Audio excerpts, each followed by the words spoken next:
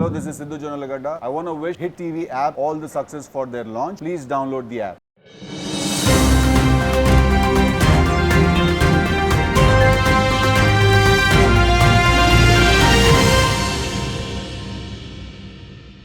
నమస్తే, welcome to hit TV news 360. నేను శ్రీనివాస్. ముందుగా హెడ్లైన్స్. రాష్ట్రపతిని కలిసిన ఇండియా కూటమి నేతలు మణిపూర్ అంశంపై జోక్యం చేసుకోవాలంటూ వినతి. ఏపీలో కొనసాగుతున్న వైసీపీ జనసేన డైలాగ్ వార్, విమర్శలు ప్రతివిమర్శలతో హీట్ పెంచుతున్న నేతలు. హైదరాబాద్ కు 3వ వందే భారత్ ఎక్స్ప్రెస్ బెంగళూరు హైదరాబాద్ మధ్య సర్వీసు ఈ నెలలో ప్రధాని మోడీచే ప్రారంభోత్సవం. హర్యానాలో చెలరేగిన మత ఘర్షణలు, కేంద్ర ప్రభుత్వంపై సుప్రీంకోర్టు సీరియస్, అదనపు బలగాలను మోహరించాలని ఆదేశం.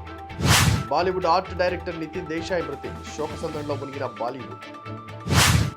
డీటెయిల్స్ చూస్తే, దేశంలో మహిళలు సాధిస్తున్న ప్రగతిపై ప్రధాని నరేంద్ర మోడీ సంతోషం వ్యక్తం చేశారు. మహిళా సాధికారిత అంశంపై G20 సదస్సులో ప్రసంగించిన నరేంద్ర మోడీ భారతదేశంలో మహిళలు కీలక రంగాల్లో రాణిస్తున్న విషయాన్ని ప్రస్తావించారు. గ్రామీణ వ్యవసాయ కుటుంబాలలో మహిళలే కుటుంబాలకు వెన్నెముకగా నిలుస్తున్నారని ప్రధాని తెలిపారు.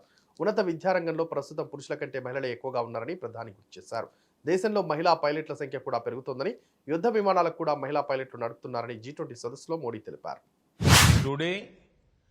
More women are enrolling in higher education than men in India. We also have one of the highest percentage of female pilots in civil aviation. And female pilots in the Indian Air Force are now flying fighter aircrafts. Women officers are being deployed in operational roles and fighting platforms in all our armed forces.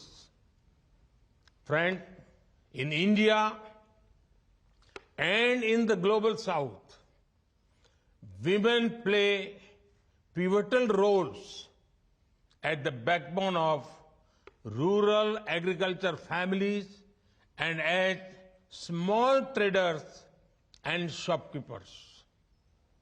Given their close association with nature, women hold the key to innovative solution to climate change. మణిపూర్లో పర్యటించిన India కూటమి సభ్యులు రాష్ట్రపతి ద్రౌపది ముర్మును కలిసి అక్కడి పరిస్థితులను వివరించారు. మణిపూర్లోని 2 రోజుల పాటు పలు షెల్టర్ హోంలను తలదాచుకున్న బాధితులను కలిసిన 21 సభ్యుల కూటమి సభ్యులు అక్కడి క్షేత్రస్థాయి విషయాలను రాష్ట్రపతికి వివరించారు. రాష్ట్రపతిని కలిసిన వారిలో కాంగ్రెస్ పార్టీ జాతీయ అధ్యక్షుడు మల్లికార్జున ఖర్గే కూడా ఉన్నారు. రాష్ట్రపతితో సమావేశం అనంతరం మీడియాకు వివరాలను వెల్లడించారు. అదేవిధంగా రాజ్యసభలో విపక్ష సభ్యులకు జరుగుతున్న అన్యాయాన్ని వివరించారు.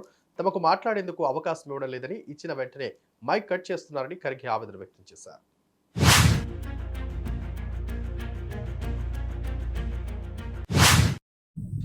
आज इंडिया गठबंधन के 31 मेंबर राष्ट्रपति जी से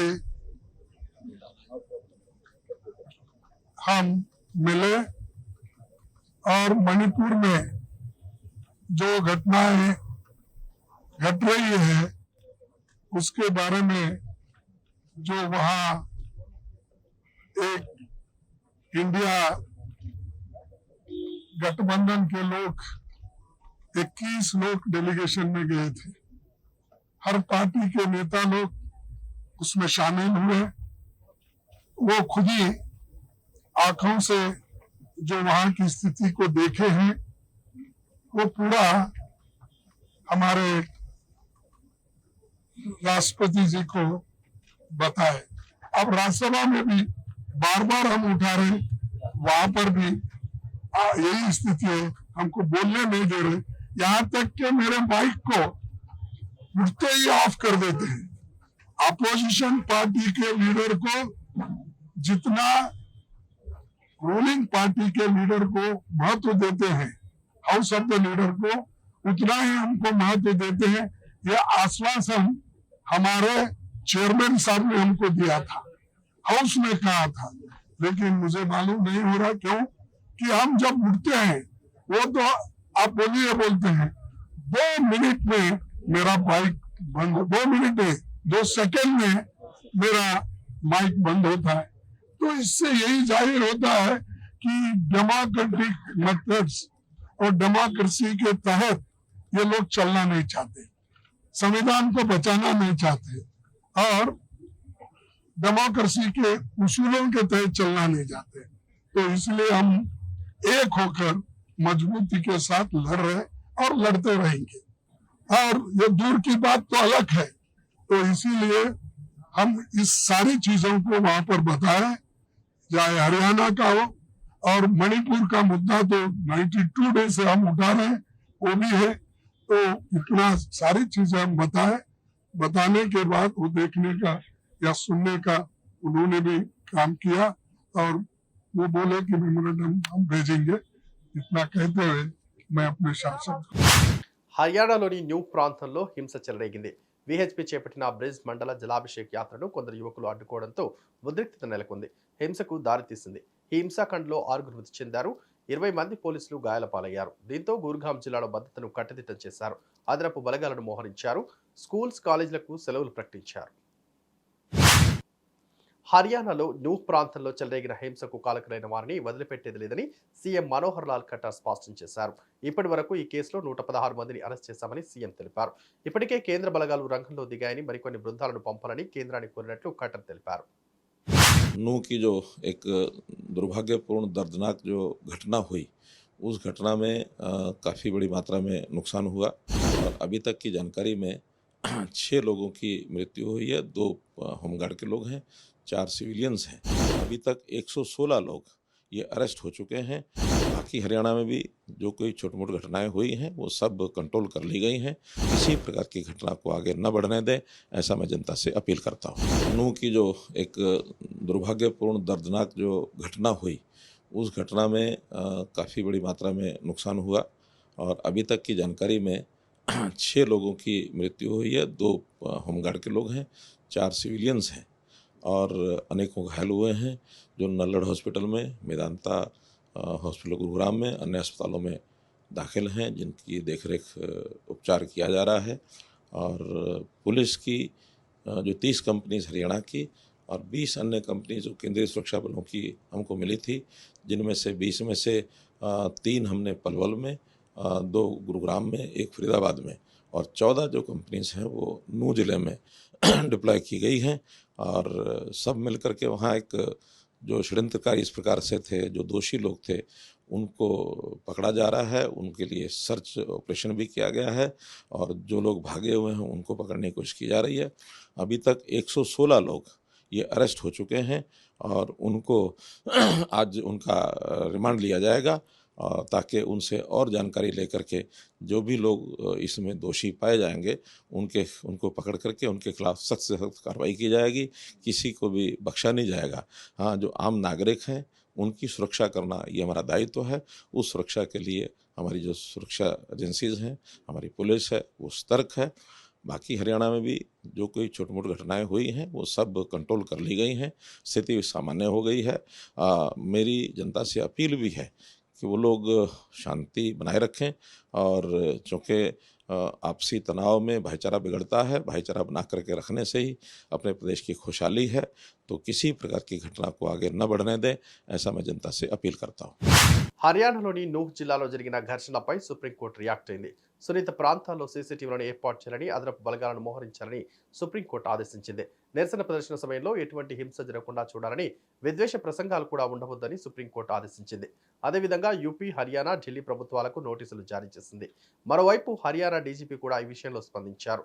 మత ఘర్షణలకు దారితీసిన అంశాలపై విచారణ జరిపేందుకు స్పెషల్ ఇన్వెస్టిగేషన్ టీం ఏర్పాటు చేసినట్లు డీజీపీ పీకే అగర్వాల్ తెలిపారు.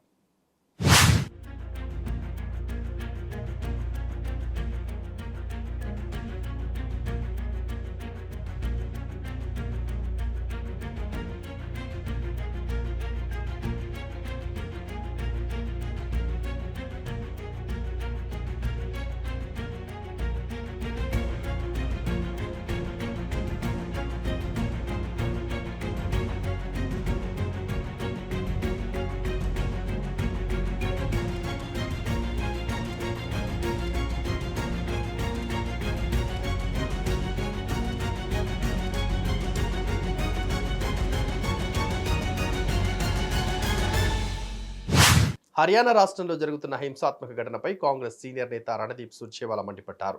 ఇటువంటి హింసాత్మక ఘటనలు జరుగుతాయని ఇంటెలిజెన్స్ నివేదిక ఉన్నప్పటికీ ప్రభుత్వం ఎందుకు ముందస్తు చర్యలు తీసుకోవాలని సుర్జేవాలా ప్రశ్నించారు. మేను మనీసర్ అనే క్రిమినల్ ప్రజలను హెచ్చరిస్తూ ఓ వీడియో విడుదల చేసినా హర్యానా ప్రభుత్వం పట్టించుకోలేదని సుర్జేవాలా గుర్తు చేశారు. అటువంటి దుశ్చర్యలకు పాల్పడుతున్న వ్యక్తికి స్వయంగా రాష్ట్ర హోంమంత్రి క్లీన్ చిట్ ఇస్తున్నారని సుర్జేవాలా మండిపడ్డారు. హర్యానా ప్రభుత్వంపై ప్రశ్నల వర్షం కురిపించారు. हरियाणा के नूह मेवात, मानेसर, गुड़गांवा, सोहना में हुई हिंसा के साजिशकर्ता वो सफेद पोश हैं जो हरियाणा की सत्ता की शहतीर पर बैठे हैं। 5 तथ्य बिल्कुल सामने हैं। पहला, खट्टर साहब को और उनकी सरकार को ये LIU यानी इंटेलिजेंस यूनिट की रिपोर्ट थी कि इस प्रकार की हिंसा एक प्लान्ड तरीके से एक साजिश के तहत होने वाली है, तो खट्टर साहब सोए क्यों पड़े थे, उन्होंने कार्रवाई क्यों नहीं की। दूसरा, मोनू मानेसर जो एक कुख्यात हत्यारा और फरार बदमाश है, वो खुलेआम भारतीय जनता पार्टी के संरक्षण में वीडियो जारी करके ये कह रहा है कि वो इस यात्रा में भी जाएगा और जिसे जो करना है वो कर ले और उसके साथी भी जाएंगे। बजाय उसको गिरफ्तार करने के, बजाय उसे पकड़ने के, हरियाणा के गृह मंत्री एक कुख्यात बदमाश फरार हत्यारे को क्लीन चिट दे रहे हैं। तीसरा, नूह के SP को आपने छुट्टी क्यों भेज दिया, वो भी उस समय जब इस प्रकार की हिंसा होने वाली थी। क्या ये नहीं दर्शाता कि सरकार की दुर्भावना थी कि धार्मिक दंगे फैलें और राजनीतिक रोटी सेकी जा सके। चौथा, अब तो केंद्रीय मंत्री जो वहां से सांसद भी हैं भाजपा के, राव इंदरजीत सिंह, उन्होंने भी स्वीकार लिया कि यात्रा के अंदर पिस्तौल, बंदूकें, राइफल्स, भाले, लाठियां और अन्य हथियार थे। मुझे बताइए, धार्मिक यात्रा के अंदर भाले, लाठियां, बंदूक, पिस्तौल, राइफल्स की क्या आवश्यकता थी? सरकार ने ये क्यों ले जाने दिए, ये जानते हुए कि झगड़ा होगा। ఇండియా కూటమి సభ్యులపై కేంద్ర సహాయ మంత్రి అర్జున్ రామ్ మేఘ్వాల్ విమర్శలు గుప్పించారు. మణిపూర్ విషయంలో చర్చకు రాజ్యసభ చైర్మన్ అనుమతి ఇచ్చినా విపక్ష సభ్యులు మాత్రం తప్పించుకున్నారని, చర్చ చేపట్టేందుకు సుముఖంగా లేరని మంత్రి విమర్శించారు. हम तो मणिपुर पे चर्चा चाहते ही हैं। अब वो जब ऑनरेबल चेयरमैन राज्यसभा ने ये कहा कि मैंने मणिपुर पे चर्चा का नोटिस एडमिट किया और चर्चा के लिए उन्होंने नाम पुकारा और हमारी तरफ से बोलने शुरू हुआ, तो उन्होंने रूल का बहाना बना दिया। इसका मतलब वो बहाने बना रहे हैं, हम चर्चा नहीं चाहते हैं, नंबर 1। नंबर 2, आज वैसे भी लोकसभा में बहुत इंपॉर्टेंट बिल दिल्ली टेरिटरी से संबंधित लगा हुआ है, तो उस बिल पे चर्चा आज लोकसभा में होगी और राज्यसभा में हमारे 3 बिल लगे हुए हैं। అమరావతి ఎంపీ నవనీత్ కౌర్ ఇండియా కూటమి సభ్యులపై విమర్శలు గుప్పించారు. మణిపూర్ పర్యటించిన కూటమి సభ్యులు ఏం సాధించారని ప్రశ్నించారు. మణిపూర్ విషయంపై చర్చించేందుకు కేంద్ర హోంమంత్రి అమిత్ షా విపక్ష సభ్యులను ఆహ్వానిస్తే ఎందుకు వెళ్లలేదని ఆమె ప్రశ్నించారు. పార్లమెంట్ సమావేశాలు జరగకుండా చూడడమే విపక్షాల ఎజెండాలా కనిపిస్తుందని నవనీత్ కౌర్ ఆరోపించారు.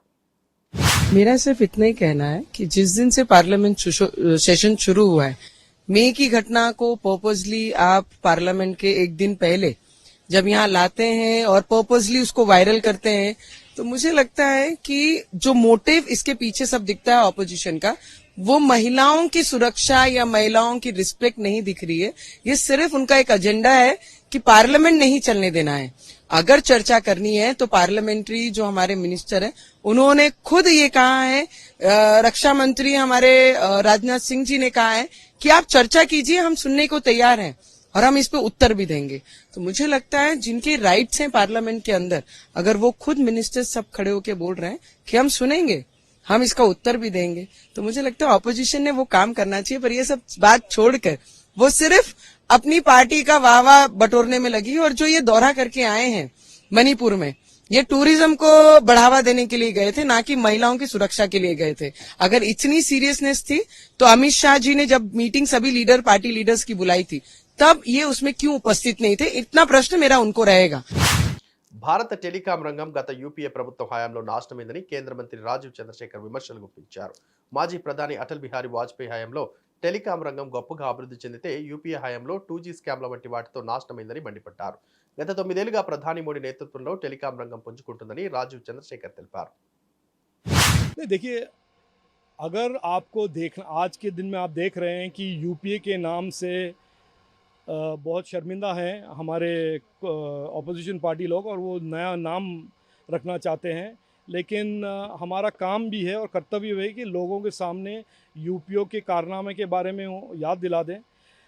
यूपीए के टाइम पे यही जो कोalition है आज जो नए नाम लेके घूमने की कोशिश कर रहे हैं, उन्होंने टेलीकॉम सेक्टर को एकदम बर्बाद कर दिया था। और टेलीकॉम सेक्टर जो अटल जी ने एक strong telecom sector, growing telecom sector छोड़ गए थे, उनको इन्होंने crony capitalism, 2G scam, corruption जैसे स्कैम से बेसेट एक सेक्टर बना दिया था। इन्वेस्टर यहाँ से भाग रहे थे, कोई भी स्पेक्ट्रम ट्रांसपेरेंटली नहीं दे रहे थे। और आज के दिन 9 साल प्रधानमंत्री मोदी जी के सरकार के काम के कारण टेलीकॉम सेक्टर आज बहुत ऑर्डरली ग्रोथ, इन्वेस्टर कॉन्फिडेंस और एक तरह से हमारे डिजिटल इकोनॉमी का नींव बन गया है। आज 5G स्पेक्ट्रम का ऑक्शन और 5G का रोल आउट इतना तेज़ी से हो रहा है कि दुनिया के सबसे second largest 5G roll out देश में हो रहा है। और यही सेक्टर में 2004 से 14 तक ना तो कोई रोल आउट, ना कोई इन्वेस्टमेंट, कंज्यूमर्स को क्वालिटी ऑफ सर्विस और ड्रॉप कॉल का एक्सपीरियंस, और स्कैम पे स्कैम पे स्कैम। और हमारे एक तरह से वर्नाकुलर लैंग्वेज में नए नए आइडियोलॉजीज आ गए थे, zero loss, first come first serve. ये सब को हमने छोड़ा है, बहुत उसको ट्रांसफॉर्मेशन टेलीकॉम सेक्टर में हुआ है।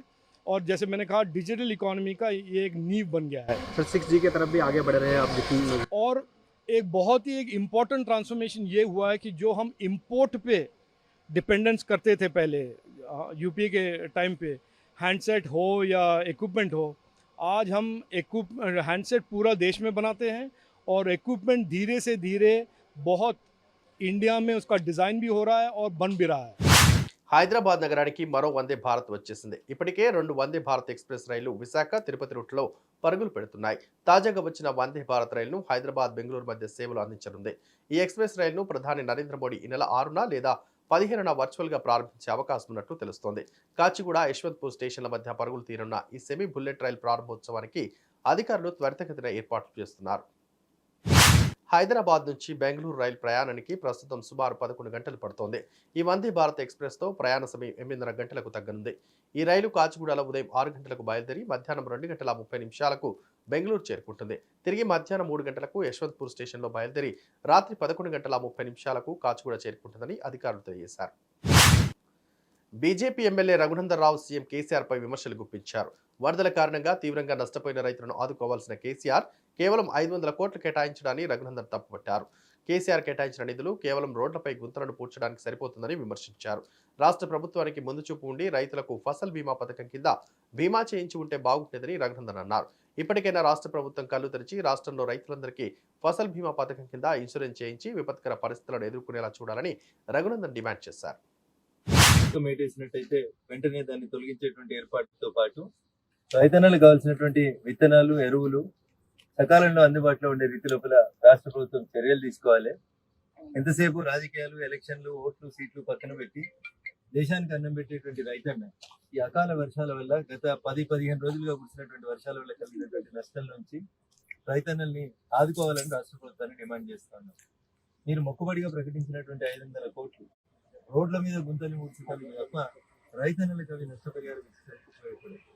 నిజంగా ఈ రాష్ట్ర ప్రభుత్వానికి ముందు చూపుంటే ప్రధానమంత్రి ఫసల్ బీమా యోజన కింద రైతన్నలకి ఇన్సూరెన్స్ చేయించుంటే ఈ రోజు మీరు పరిహారం ఇవ్వాలనేటువంటి డిమాండ్ రైతుల నుంచి వచ్చేది కాదు. ఇప్పటికైనా రాష్ట్ర ప్రభుత్వం కళ్ళు తెరిచి కేంద్ర ప్రభుత్వం ప్రకటించినటువంటి ఫసల్ బీమా యోజన కింద రైతన్నలందరినీ కూడా ఇన్సూరెన్స్ చేయించి భవిష్యత్తులో ఇట్లాంటి విపత్కర పరిస్థితులు వచ్చినప్పుడు రైతన్నలను ఆదుకునేందుకు సహకరించాలని ఈ రాష్ట్ర ప్రభుత్వాన్ని డిమాండ్ చేయబోతా ఉన్నాం. రేపు శాసనసభ తొలి సమావేశాల తొలి రోజు బహుశా కంటోన్మెంట్ శాసనసభ్యులు సాయనగర్ మృతి చెందినారు కాబట్టి వాయిదా తీర్మానం, సంతాప తీర్మానం తప్ప ఏముండదు. అందుకని నేను మళ్ళీ భారతీయ జనతా పార్టీ పక్షాన డిమాండ్ చేస్తా ఉన్నాను. 1 నెల రోజులు శాసనసభ జరిపి ప్రజల కష్టాలను చర్చించేందుకు దాన్ని సరైనటువంటి వేదికగా ఉపయోగించాలని చెప్పి భారతీయ జనతా పార్టీగా మేము ప్రభుత్వాన్ని డిమాండ్ చేస్తాం. Thank you. ఆర్టీసీని ప్రభుత్వంలో విలీనం చేయడంతో రాష్ట్ర వ్యాప్తంగా కొందరు ఆర్టీసీ ఉద్యోగులు సంబరాలు జరుపుకుంటున్నారు. కేసీఆర్ చిత్రపటానికి పాలాభిషేకం చేస్తున్నారు. మంత్రి ఇంద్రకరణ్ రెడ్డి కూడా ఈ కార్యక్రమంలో పాల్గొన్నారు. ఫైనాన్స్ సెక్రటరీ రామకృష్ణారెడ్డి ఆధ్వర్యంలో వేసిన కమిటీ ఇచ్చిన నివేదిక తర్వాత ప్రక్రియ వేగవంతం అవుతుందని మంత్రి తెలిపారు.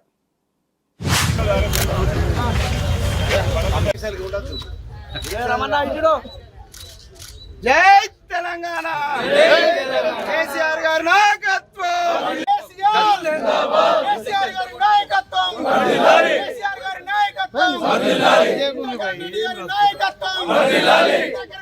ఆ కమిటీ ఫైనల్ అయినాక సంతకం అయినాక అగ్రిమెంట్లో అప్పటి నుంచి మీరు ప్రభుత్వ ఉద్యోగస్తులు ఆల్రెడీ క్యాబినెట్ డిసిషన్ తీసుకున్నారంటే మీరంతా కూడా ప్రభుత్వ ఉద్యోగస్తులు.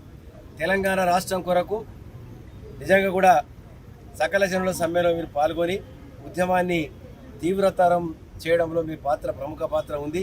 ఏదైతే మనకు ఉద్యోగ ఉపాధ్యాయులు ఏ విధంగా అయితే మీరు తెలంగాణ కొరకు పాటుపడరో ఆర్టీసీ కార్మికులు కూడా అదే విధంగా మనకు తెలంగాణ ఉద్యమం కొరకు పాటుపడడం జరిగింది. తెలంగాణ రాష్ట్రంలో మరి దాదాపు 43,500 మంది మరి ఆర్టీసీ కార్మికులు ఉన్నారు. మరి క్యాబినెట్లో ముఖ్యమంత్రి గారి యొక్క మరి ఆలోచన మేరకు నిజంగా కూడా ఎప్పటి నుంచో ఉన్నటువంటి ఇష్యూను చాలామంది మరి యూనియన్ కావాలా ఇంకో రకం కావాలా ఎన్నో ప్రతిపాదనలు ఉండే చివరికి ప్రభుత్వ ఉద్యోగస్తులుగా వాళ్ళ 43,500 మందిని ఇలా ప్రభుత్వ ఉద్యోగస్తులుగా చేర్చుకోవడానికి ప్రభుత్వం నిర్ణయం చేసింది. ఇది మంచి శుభ పరిణామము.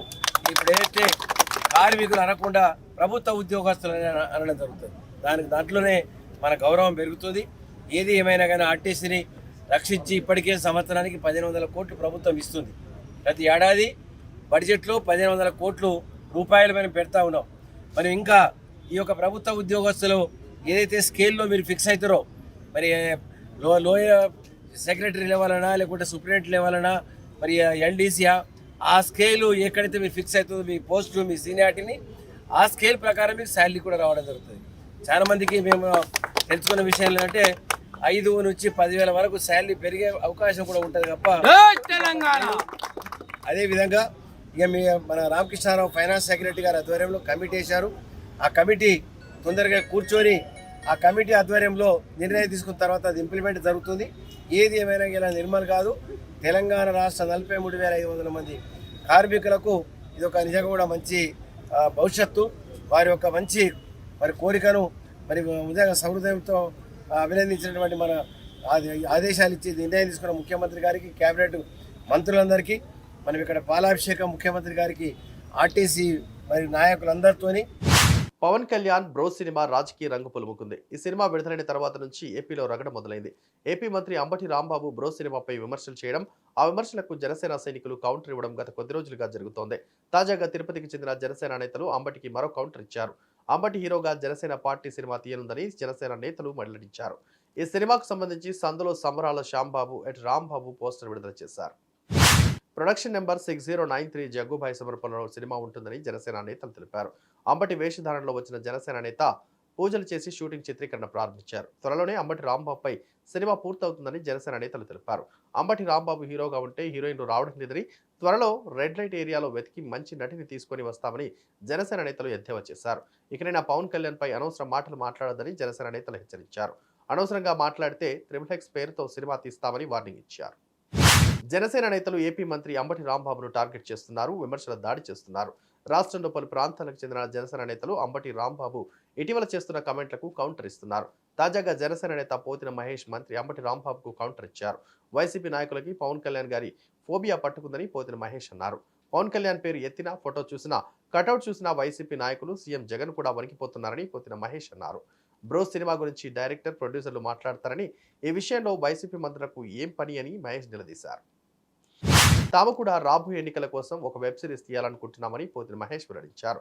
తమ దగ్గర కాలనీలు, పోలవరం నిర్మాణ కాంట్రాక్ట్ దగ్గర కొట్టేసిన కమిషన్ ఏమీ లేవని, అందుకే తక్కువ బడ్జెట్లో ఒక వెబ్ సిరీస్ తీస్తారని ప్రకటించారు.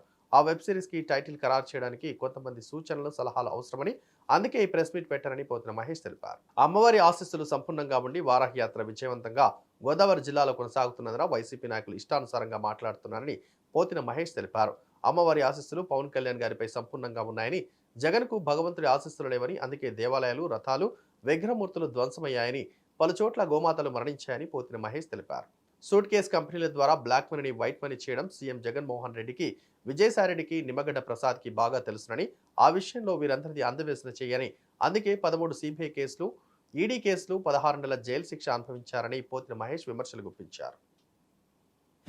వర్షాకాలంలో పడిన ప్రతి నీటి చుక్కను వృధా పోనీయకుండా భూమిలో ఇంకే విధంగా చూడాల్సిన బాధ్యత ప్రతి ఒక్కరిపై ఉందని మంత్రి అల్లుల ఇంద్రకరణ్ రెడ్డి పేర్కొన్నారు.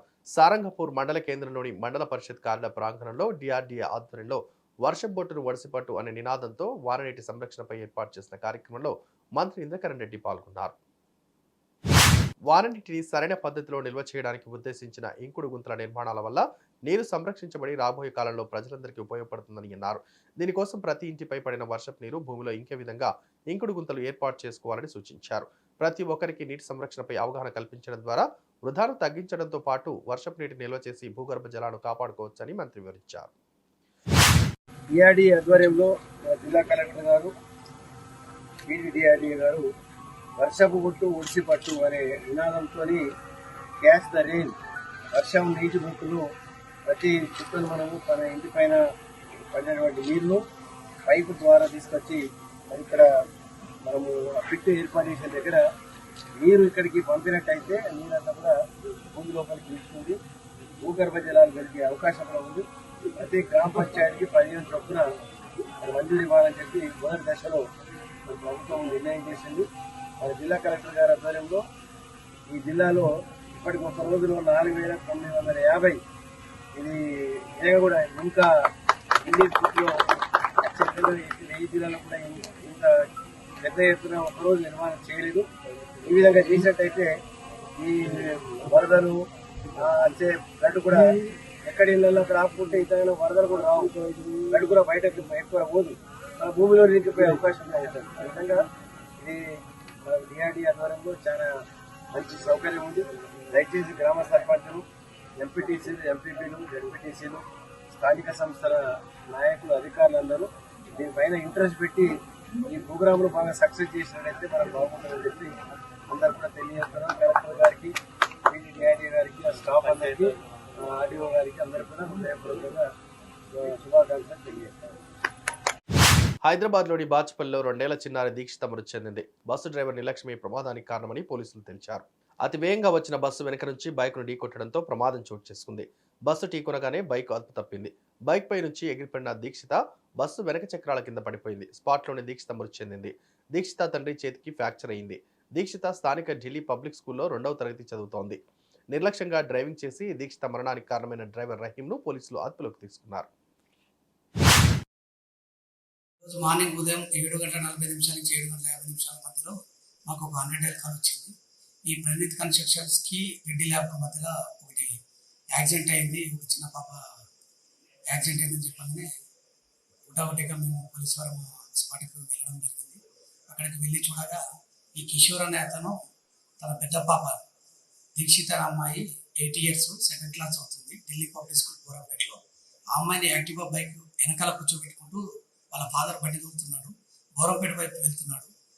బాజ్పల్లి నుంచి ప్రగతినగర్ వెళ్తున్న ఒక భాషణ స్కూల్ బస్సు డ్రైవర్ వేగంగా నిర్లక్ష్యంగా బస్సు నడుపుతూ ఆ యాక్టివ్ బైక్ గుద్దడంతో ఆ ఫాదర్ అండ్ పాప ఇద్దరు రైట్ సైడ్ పడిపోవడం జరిగింది. పడిపోవడం వల్ల బస్సు బ్యాక్ సైడ్ టైర్ ఆ పాప మీద చేరడం వల్ల పాప అక్కడికి మరణించింది. పాపని గాంధీ హాస్పిటల్కి షిఫ్ట్ చేశాము. ఫాదర్కి రైట్ హ్యాండ్ ఫ్రాక్చర్ అయింది. ఫాదర్ని మమతా హాస్పిటల్కి చికిత్స నిమిత్తం అడ్మిట్ చేయడం జరిగింది. డ్రైవర్ని కస్టడీలోకి తీసుకున్నాము. Driver Rahim, drunk and drive check చేసాము. డ్రంక్ అండ్ డ్రైవ్ ఏం లేదు, లైసెన్స్ కూడా ఉంది.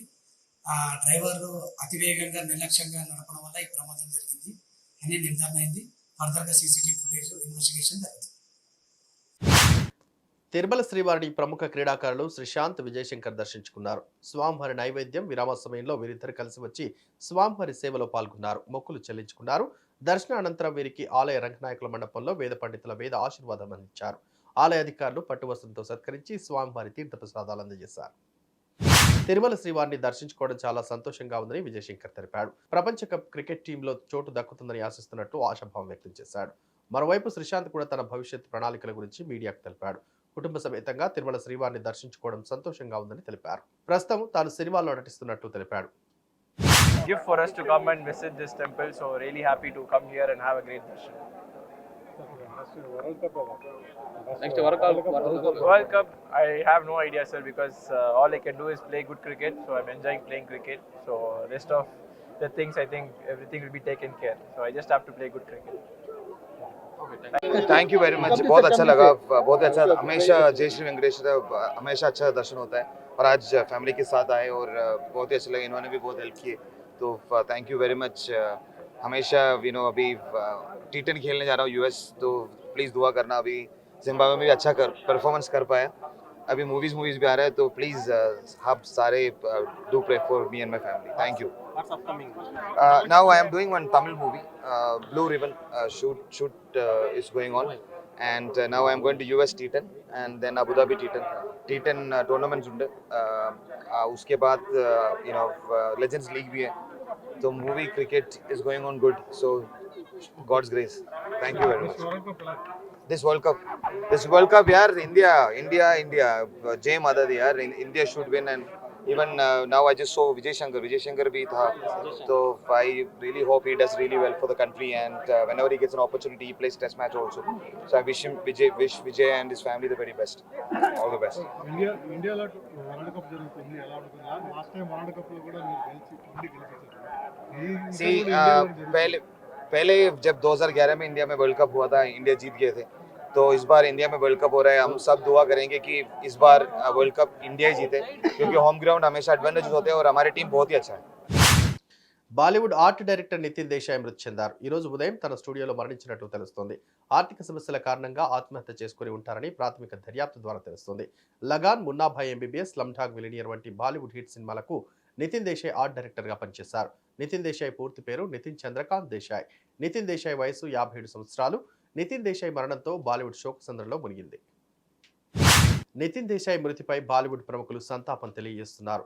నితిన్ దేశాయ్ భారత సినిమాకు అందించిన సేవలు చిరస్మరణీయమని ప్రముఖ దర్శకుడు మధుర్ భండార్కర్ తెలిపారు. ట్రాఫిక్ సిగ్నల్, ప్యాషన్, హిందూ సర్కార్, జైల్ వంటి సినిమాలకు తనతో కలిసి నితిన్ దేశాయ్ పనిచేశారని మధుర్ భండార్కర్ తెలిపారు. Indian film and television directors association అధ్యక్షుడు అశోక్ పండిట్ నితిన్ దేశాయ్ మృతి పట్ల తీవ్ర ఆవేదన వ్యక్తం చేశారు. నితిన్ దేశాయ్ మరణం తనను షాక్ గురి చేసిందని తెలిపారు. బాలీవుడ్ ఓ గొప్ప విజనరీని కోల్పోయిందని తెలిపింది. One of our biggest art directors of the industry, a visionary, Nitin Desai, is no more with us. Unfortunately, he's committed suicide in his own studio at Karjat. We have no words to express our condolences because we have lost a great technician, a great artist who created visuals with his talent, with his art on big screen.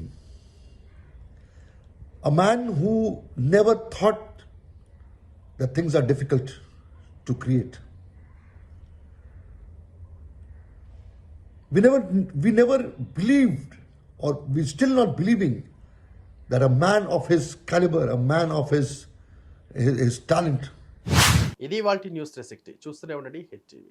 Hit TV app, all the success for their launch. Please download the app. Download the Hit TV app now. Please download the app now. Please download the app now. Please download the app now. Download the app now.